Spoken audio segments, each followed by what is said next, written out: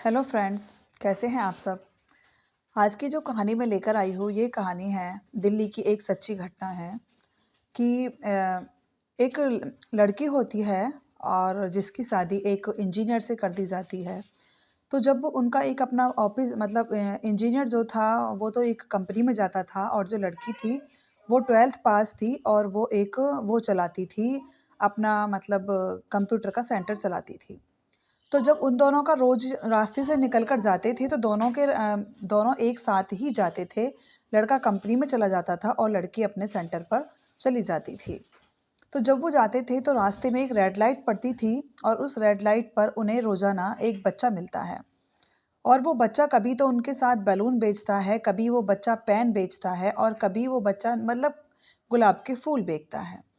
तो बच्चा बहुत प्यारा होता है, बहुत अच्छा-सा होता है और जो भी गाड़ी वाला होता है वो उसको इतना इम्प्रेस कर लेता है कि वो उससे कुछ ना कुछ लेकर ज़रूर जाते हैं, खरीद ही लेते हैं। और ऐसा करते होते करते वो उन्हें डेली लड़का वो मिलने लगता है और जब वो नहीं मिलता तो उन्हें एक अजीब-सी बेचैनी होती है उस लेडी को, जो लेडी होती है। अब उसके बाद में वो लेडी उस लड़के को डेली कुछ ना कुछ खरीदती थी। वो उससे कहने लगी कि तुम रोज़ाना कुछ ना कुछ बेचते हो और तुम्हारे घर में कौन-कौन है? लड़का ने बताया मेरे एक दादी हैं, जिनके साथ में मैं रहता हूँ और दादी अभी काम नहीं कर पाती, इसलिए मैं ये पैसे कमाने के लिए आता हूँ। होते करते ऐसा महीना बीत जाता है और वो लड़का का नाम राजू होता है और वो डेली ही उससे मिलता है। उसके बाद में फिर वो एक दिन ऐसा आता है कि वो लड़का नहीं मिलता, तो उस लेडी को कुछ बेचैनी-सी होने लगती है। वो उन जो पास उसके साथ के लड़के होते हैं, वो उनसे पूछती है कि आज राजू नहीं आया? क्या राजू कहीं पर गया हुआ है? तो वो लड़के बताते हैं कि राजू का एक्सीडेंट हो गया है और उसको बहुत गंभीर चोट आई हुई है, पता नहीं वो बचेगा या नहीं बचेगा। अब ये सुनकर उस लेडी को बहुत दुःख होता है और उसके बाद में वो फिर उनसे कहती है कि क्या मैं राजू के तुम मुझे राजू के घर ले चलोगे? तो वो कहते हैं हाँ, हाँ आंटी हम आपको ले चलेंगे। लेकिन जो उसका हस्बैंड होता है वो उससे कहती है कि पता नहीं बच्चे को कितनी लगी है, मैं एक बार देख आऊँ और आप कंपनी चले जाओ। तो वो कहता है कि ठीक है और वो अपनी कंपनी चला जाता है और कहती है कि सेंटर पे लड़के आ चुके हैं, तो मेरी चिंता मत करना। उसके बाद में फिर वो वहाँ से ऑटो पकड़ती है और उनमें से 2 बच्चों को बिठाकर अपने साथ लेकर चली जाती है। जब वो वहाँ पर पहुँचती है, तो वहाँ पर वो लेडी को देखकर शॉक्ड रह जाती है और वो एकदम शॉक्ड रह जाती है। अब इस बात को लेकर वो बहुत ही परेशान होती है कि ऐसा कैसे हो गया। उसके बाद में फिर जब वो उस लेडी को देखती है तो वो लेडी को जानी-पहचानी लगती है क्योंकि वो उसकी पहली सास होती है। उसको देखकर वो दहाड़े मार-मार कर रोने लगती है, कहती है कि तेरा बेटा राजू जिसको मैं नहीं सँभाल पाई तूने मुझे अमानत के तौर पर दी थी।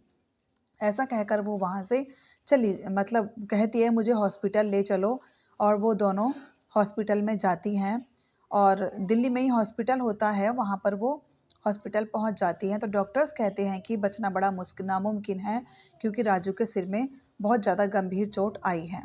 ऐसा सुनकर वो लेडी जो होती है वो और भी ज़्यादा परेशान हो जाती है। तो वो अपने पति को फ़ोन करती है कि मैं अभी नहीं आ पाऊँगी और आप घर चले जाना। तो वो कहता है ऐसा कैसे बात होगी और वो अपना फ़ोन स्विच ऑफ कर लेती है। तो वो उसे देखकर लड़के को बहुत रोती है कि मैं तभी तो कहूँ कि इतनी ममता इस बच्चे के प्रति मेरी क्यों उमड़ रही थी। वो बहुत ज़्यादा इस बात को लेकर परेशान हो जाती है और वो डॉक्टर से कहती है कि जितना भी पैसा लगेगा मैं पैसा लगाऊँगी लेकिन मेरा बेटा ठीक हो जाना चाहिए। तो उसकी जो नंद होती है वो भी दिल्ली में ही रहती है, वो वहाँ पर आ जाती है हॉस्पिटल में अपनी उस भाभी को देखकर वो भी गले लगकर खूब रोती है कि मैं लाई तो राजू को इसलिए थी यहाँ पर कि मैं उसकी देखभाल कर सकूँ, लेकिन वो इतना खुददार था कि नहीं मैं खुद कमाऊँगा, अपने खर्चे के पैसे खुद ही निकालूँगा। ऐसा कहकर वो बहुत ज़्यादा परेशान होकर लड़की वहाँ से बैठ जाती है। दो तीनों वहाँ पर बैठ जाती हैं, जो उसकी पहली नंद होती है, सास होती है, वो सभी वहाँ बैठकर राजू के लिए दुआएँ करने लगते हैं। तभी डॉक्टर्स कहते हैं कि थोड़ी-सी रिकवरी है, राजू शायद ठीक हो सकता है। इसी बीच वो दोनों बातें करती रहती हैं और बातें करते-करते इस तरह से हॉस्पिटल में उस लेडी को 3 दिन बीत जाते हैं। तो जब उसके पति को भी बहुत ज़्यादा चिंता होने लगती है कि अभी तक आई क्यों नहीं है ये, तो वो कहता है कि मुझे ढूँढना ही पड़ेगा। तब वो वहाँ पर जाता है और उन जो लड़के वहाँ होते हैं, उन्हीं लड़कों से वो कहता है कि तुम एक काम करो कि वो लड़कों से कहता है कि मुझे तुम वहाँ ले चलो जहाँ पर राजू का घर है। तो वो कहते हैं ठीक है और लड़के उसको वहाँ ले जाते हैं। ले जाने के बाद में तब वो अपनी पत्नी से पूछता है कि तुमने 3 दिन लगा दिए, घर में सब इतने परेशान हो रहे हैं। तब वो पूरी सच्चाई उस आदमी को, अपने पति को बताती है कि ऐसे-ऐसे ये मेरा ही बेटा है। तब वो उसे पूरी कहानी बताती है कि जब मात्र मेरी उम्र 18 साल की थी और जब मैं 12th में थी, तो तब मेरे को एक लड़के से प्यार हुआ था और हम दोनों ने अपने परिवार के खिलाफ जाकर शादी कर ली थी। शादी करने के बाद में मेरे माता-पिता ने उसे एक्सेप्ट नहीं किया, तो मैं छोड़कर चली आई और तो उस लड़के का नाम राजू ही था और हम दोनों एक साथ रहने लगे, लेकिन कुछ 1 साल के बाद ही कुछ लड़कों ने उसका मर्डर कर दिया और राजू मेरे से हमेशा के लिए अलग हो गया। तब उम्र मेरी मात्र 20 साल की थी और एक दिन मेरे माता-पिता ने जो कि मेरा साथ छोड़ दिया था, तो मेरे माता-पिता फिर आते हैं और आकर मुझसे कहते हैं कि कोई बात नहीं बेटा, जो हुआ सो हुआ, अब तुम चलो। और वो वहाँ से अपनी बेटी को घर ले जाते हैं और तो वो लड़की प्रेग्नेंट होती थी, तब उसका बेटा जो होता है, ये उसका नाम होता है रमनजीत। तो वो उस लड़के का नाम दादी जो थी वो राजू कहकर ही बुलाती थी। वो कहने लगी बेटा तुम चली जाओ, जब मेरा बेटा ही नहीं रहा तो तुम्हारी देखभाल कौन करेगा? ऐसा कहकर वो कहती है कि अपने पोते की देखभाल मैं खुद कर लूँगी और तुम बेटा चली जाओ। वो अपनी बहू से विनती करती है, वो चली जाती है। तो उसके वो बताती है कि मेरे माता-पिता ने कहा था कि अब तुम इसके बारे में किसी से बात नहीं करोगी, कि तुम्हारी शादी भी हुई थी या तुमने किसी एक बच्चे को जन्म भी दिया है। उसके बाद होते करते 2 साल के बाद मेरी शादी तुमसे तय हो जाती है और तुम्हारे साथ मैं रहने लगती हूँ। और इसी तरह होते करते 3 महीने निकल जाते हैं।